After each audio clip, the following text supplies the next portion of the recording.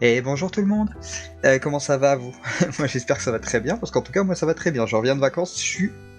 En plus, j'ai vu la vidéo de la Mayenne qui a très très bien marché, donc j'avoue ça m'a pas mal motivé. Alors je vous avais promis justement à la fin de cette vidéo un petit spécial, et le voici. Comme je suis parti en vacances en Moselle pendant quelques jours, j'en ai profité et j'ai voulu faire un épisode spécial en allant sur place prendre des photos.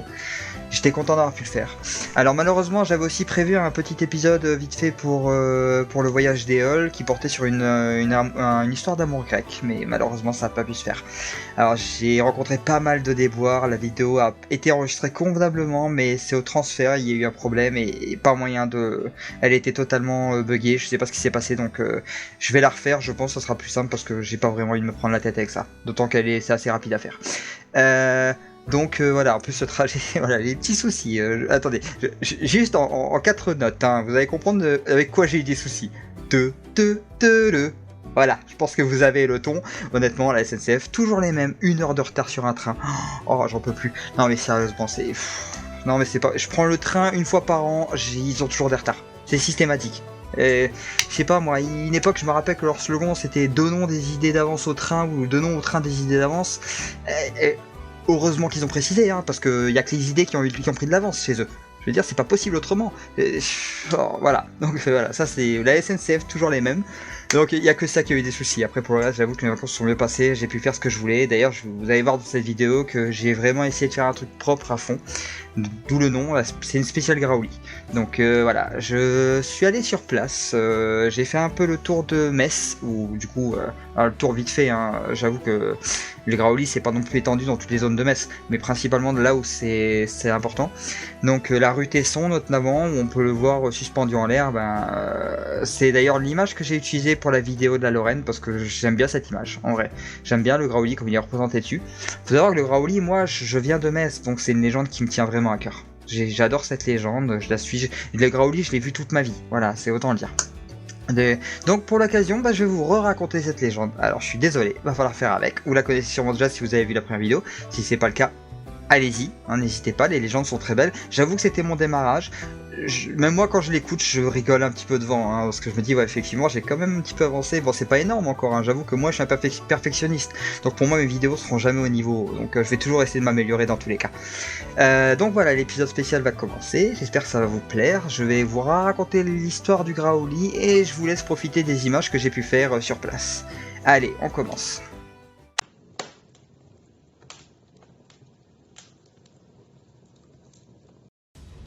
Évidemment, ce sera fait sans script, parce que je veux dire, l'histoire j'ai déjà écrite, je la connais tellement bien cette histoire que j'en ai même pas besoin. Donc l'histoire de Graouli est simple. À une époque, il y a très très longtemps, je vous dirai pas les dates parce que honnêtement les dates de tête faut pas me demander, mais à une époque il y a très très longtemps, mais c'était tyrannisé par un serpent gigantesque, voire même un dragon, on ne sait pas encore trop si c'était l'un ou l'autre, il y a plusieurs versions. L'animal s'appelait le Graouli et s'était principalement installé dans l'amphithéâtre de Metz avec toute une armée de serpents. Les habitants étaient totalement à la merci du monstre, ne pouvaient rien faire et se sentaient perdus. C'est là qu'intervint Saint Clément, qui justement arriva et voyant la ville dans cet état, décida d'intervenir. Il se rendit à l'amphithéâtre de Metz, où avec son déjà il repoussa tous les serpents en faisant un signe de prière. Ça marche, hein, visiblement. Moi, je suis pas très religieux, moi, je vais pas vous mentir. La religion m'intéresse que sur le côté académique, hein, pas plus. Hein. J'avoue que je trouve ça passionnant, mais faut pas me demander d'y croire pour autant. Moi, je suis comme Saint Thomas. Saint Thomas ? Ouais, c'est possible. C'est Saint Thomas. Je suis comme Saint Thomas, je crois que ce que je vois. Donc forcément. Alors moi, mais après, ça reste passionnant. Pour moi, ces histoires se restent tout de même passionnantes parce que j'adore. Voilà, y a pas de sens. J'en ferai pas des vidéos si j'aimais pas. Donc voilà. Il fit une signe de prière et repoussa tous les serpents jusqu'à atteindre le Graouli qui l'entoura avec son étole, son écharpe selon d'autres légendes. De là, il le traîna jusqu'à la Seille, en passant par diverses rues, dont notamment, il me semble, la fameuse rue Tesson, mais je peux me tromper, j'ai un doute sur ça quand même. Donc il le traîna dans tout Metz jusqu'à la Seille. Alors la Seille est un bras de la Moselle. Certains diront qu'il l'a noyé dans la Moselle, c'est faux. Il l'a noyé dans la Seille. Du coup, alors, là aussi, il y a plusieurs versions à cette histoire. Il y a une version qui dit qu'il lui a ordonné de partir de Metz définitivement, sans quoi il le noierait. C'est cette légende-là que je connais personnellement, ou tu vois, que j'ai plus entendu. Une autre version de cette légende dit qu'il l'aurait noyé dans la Seille. ça se vaut, hein, l'un comme l'autre, de toute façon on l'a pas revu dans tous les cas. Par contre moi la question que je me pose c'est il a encerclé que le grand, les petits l'ont suivi, parce qu'on voit sur certaines images que les petits serpents suivent le grand. C'est un peu con non? Bref, excusez-moi. C'est toujours la réflexion que je me suis fait en fait en voyant cette histoire, c'est pourquoi ils le suivent? Pourquoi ils vont se noyer avec? Je ne comprends pas, bref. Et il y a une troisième version à cette légende où il a purement et simplement été tué avant même d'avoir atteint la save. Voilà. Il y a d'autres petites variantes évidemment. On va pas s'y étaler, c'est pas le but. Alors, normalement, moi je fais l'audio, donc j'ai pas encore mis les images, je les mettrai plus tard, mais vous avez pu voir défiler toutes les images que j'ai réussi à prendre, j'ai réussi à les remettre un peu dans l'ordre. Là, mon parcours, là, je vous ai raconté les légendes, je vais faire une dernière partie où je vais vous raconter un peu tout ce qu'il y a autour du Graouli, et enfin une toute dernière partie où je vais vous raconter quelques petites histoires qui sont justement des histoires qui sont justement sur la cathédrale de Metz, des petites histoires mythologiques, légendes, c'est les légendes de la cathédrale de Metz, qui est très très belle en passant. Honnêtement, si vous avez l'occasion d'y aller une fois, d'ailleurs, au passage, j'en profite pour le dire, je remercie vraiment le personnel de la cathédrale parce que on a eu quelques petits soucis sur le moment et je sais pas s'ils verront cette vidéo, peut-être pas, j'en sais rien. En tout cas, je les remercie d'avoir été vraiment indulgents avec nous, de nous avoir même ouvert la crypte pour qu'on puisse aller y faire un tour. Alors c'était pas pour moi, hein, c'était pas pour mes vidéos, c'était pour d'autres raisons. Je vais pas les dire là parce que c'est privé, mais voilà, ils ont quand même eu la gentillesse de nous ouvrir la crypte, ils m'ont autorisé à prendre des photos et des vidéos, donc c'est vraiment cool de leur part. Je les en remercie sincèrement parce que vraiment, franchement, c'était vraiment le bon geste quoi. Donc voilà, allez, on va passer à la prochaine partie. Donc je vais vous raconter un peu les autours de cette légende que je connais plus ou moins.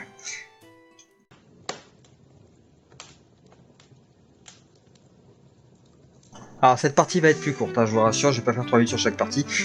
Alors faut savoir que Saint Clément a réellement existé, il a été le premier évêque de Metz. On peut d'ailleurs en voir un reliquaire dans la crypte, comme tous les autres reliquaires. Il y aura la bague de Saint Arnould aussi, qui est dans la trésorerie de la cathédrale aussi.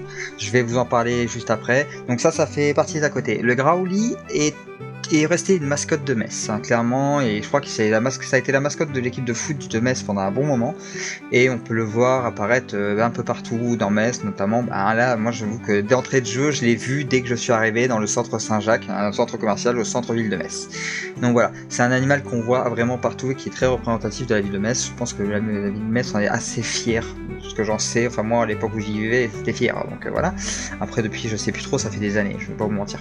Donc voilà, petits à côté vite fait, c'est des légendes qui restent quand même, qui gardent des traces, toute la ville en a gardé des traces, on peut le voir en sculpture un peu partout dans la ville d'ailleurs, bon, j'ai pas été faire toutes les sculptures non plus, mais voilà.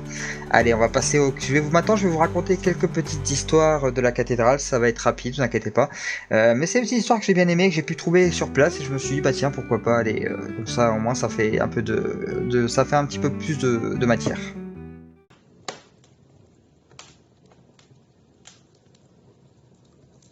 Alors les 3 histoires sont assez simples, honnêtement ça va être très rapide. Déjà on va parler de l'anneau de Saint Arnould. Arnould était un évêque de Metz au 7e siècle qui avait jeté son anneau dans la Moselle parce qu'il se disait que le jour où l'anneau se lui serait revenu, il aurait été pardonné de toutes ses erreurs par le divin lui-même. Évidemment ce qui arriva, plusieurs années plus tard, un pêcheur parvint à repêcher l'anneau. Un pêcheur qui repêche, oui. Un pêcheur avait attrapé un gros poisson, qui est qu'il avait donné au maître d'hôtel de l'évêque, qui en le cuisinant a découvert la fève et a rendu du coup l'anneau à Saint Arnould, qui a estimé que du coup ses péchés avaient été pardonnés. Alors faut dire voilà le hasard de la situation.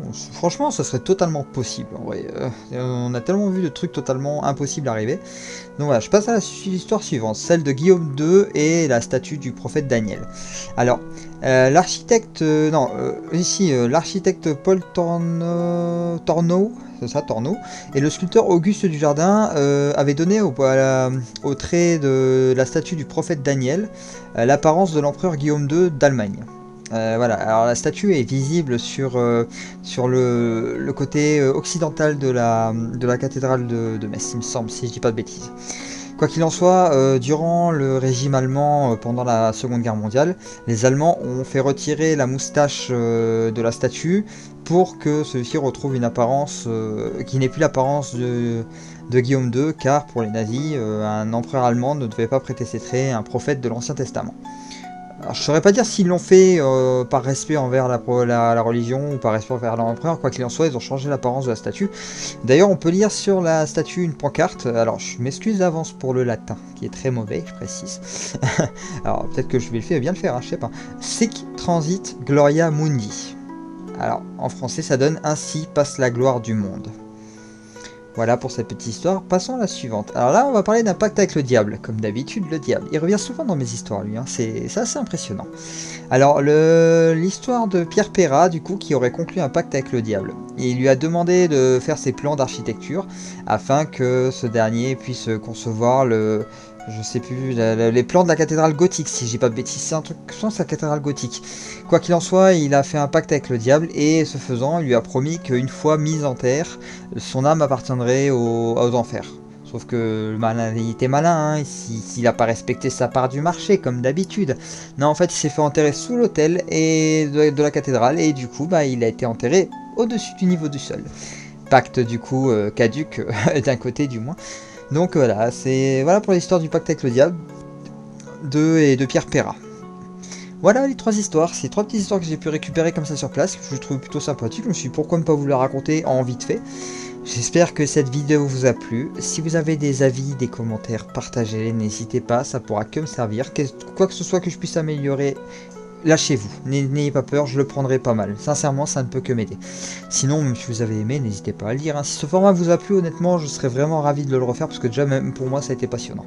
Quoi qu'il en soit, je vais pas trop te faire traîner cette vidéo qui a déjà été un petit peu longue, je pense, pour vous. Pour moi, je peux y passer des heures à digresser, y a pas de souci. Allez, je vous dis du coup à peut-être demain ou après-demain, si j'ai le temps de faire la vidéo, je vais tout faire pour la sortir, je vous garantis. Ça va parler du Morbihan cette fois. Morbihan, oui c'est ça, Morbihan, je l'ai bien dit je pense. Donc voilà, je vous dis peut-être à demain ou après-demain, et d'ici là, portez-vous bien et à bientôt.